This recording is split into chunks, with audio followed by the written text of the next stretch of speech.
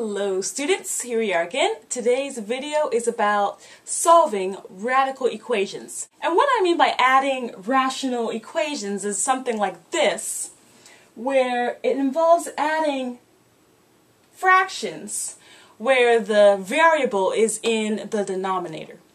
So, when you're going to do this, the first thing that you're going to do is find the least common multiple, which is also known as, aka, the common denominator. You have to find the common denominator, which is the least common multiple, and in order to do that, that will be the you're going to use the greatest power of each factor in order to determine what the LCM is. Alright, after you find your common denominator, what you're going to do is you're going to multiply all terms by the LCM, and that's going to cancel all your fractions. And when those fractions cancel, it's magic. From there, you can just solve it just like you normally do. So we've got to find the common denominator, the LCM. Then we have to multiply each part by that common denominator. So first of all, how do we find the least common multiple of three things when there's variables in them? What would the common denominator be between all three of those? Well, to do that, we have to think of the factors of each one. 6 factors down into 3 times 2. Actually, the other factors are already broken down. So, now I'm just going to pick the highest power of each factor that appears. I see 1 3, so I'm going to need a 3. Alright, I see a 2 in this term, and I also see a 2 in this term. But the highest power of 2 is just 2. Alright, then I see n. This one has an n to the 1. We have an n squared, and we have an n 4. Well, the highest power of n is n to the 4. And then the only thing I have left is there's also an m that's used, so we need to have an m. So my least common multiple of these three things is 6 n to the 4 m. What is the least common multiple of p squared plus 6p and 2p? Alright, well, p squared plus 6p can be factored by pulling out a p. The second term doesn't need to be factored, it's already just two things multiplied together. So now I'm going to use the highest power of each factor. Both of these have a p in them, so I need to have a p. This one has a 2, and then the other factor is p plus. So I combine all my factors, and I find the least common multiple. It's all the factors there. Okay, for this first example, we're trying to add together 1 over 3k squared minus 1 over k equals 1 over 6k squared. And we are trying to solve for k. The first thing that we need to do is find the common denominator, or the least common multiple. Okay, to find the least common multiple, I need to look at the factors of each of these terms. 3k squared is already broken into factors, and so is k, but I could break the 6 down into 3 times 2. Alright, so now what terms do I see being used? They both have a 3. This one has a 2, so we're going to have a 2. And then the highest power of k is a k squared here. There's a k, then there's another k squared here. We just need to use it once and use the highest power that's used. So my least common multiple is 6k squared. Alright, so now what I'm going to do is, now that I know that my least common multiple is 6k squared, I'm going to multiply each term by 6k squared. So first we have 1 over k squared times 6k squared. The next term is 6k squared times 1 over k. And then the last term on the other side of the equal sign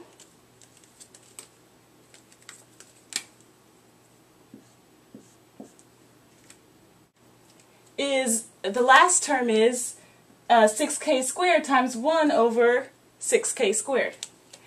Now, the reason that I'm doing that and multiplying each term by my least common multiple is because it's going to make all the fractions cancel out so that I can solve easier. So, let's see what cancels now that we've multiplied each one by the LCM.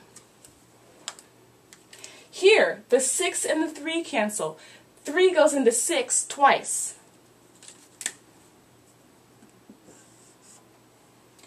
And I have k squared here and k squared here. Both of those k's are going to cancel. Here I have a 6, and I'm going to have one k that cancels with the k squared, leaving me one k left. And on the other side of the equal sign, the 6k squared in the denominator cancels with the 6k squared in the numerator, giving me nothing left. And that is the magic part, because now from here it's much easier for me to solve. I can just subtract 2 to the other side and divide by -6. And that's the answer. Let's try another example.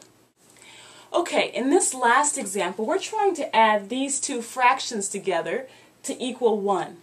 The first step is to find my common denominator, my least common multiple. Well, if I'm looking at the factors of this part, x squared plus 2x, I see that I can actually factor out an x. Alright, so now, what are the factors that I can put for my least common multiple? Both of these have an x. And this one has an x plus 2. So my least common multiple is x times x plus 2. Alright, so now I'm going to multiply each factor by my LCM. So first we're going to have x times x plus 2 times this one, x plus x times 2 times that, and then x plus x times 2 times my last term. Let's write that out. Okay, wow, these are really long-looking problems and it looks so complicated. But I do want you to write out this work when we're doing when you're working in class and when you're doing these problems. And remember that even though it got long, the reason that I'm doing this is so that my fractions will cancel and it will make my work a lot easier. So let's look to see what cancels now that I've written it out. X. If I were to distribute this x, I would have exactly the same thing that's on the bottom right here. So this actually cancels with this. The only thing left is 1. In the next one, the x in the denominator cancels with the x in the numerator. And be careful, we need to put parentheses around this x plus, or this x minus 1. These cancel. Add parentheses here. And on the other side, 1 times x plus 2 is just x times x plus 2. Alright, we're not quite there yet because now we're going to have to FOIL this out and distribute this x. Alright, let's combine some like terms. 1 minus 2 is -1. We have an x squared. And negative x plus 2x would give me x. Alright, all is not lost. It looks like when I subtract x squared to the other side, that the x squareds are both going to cancel.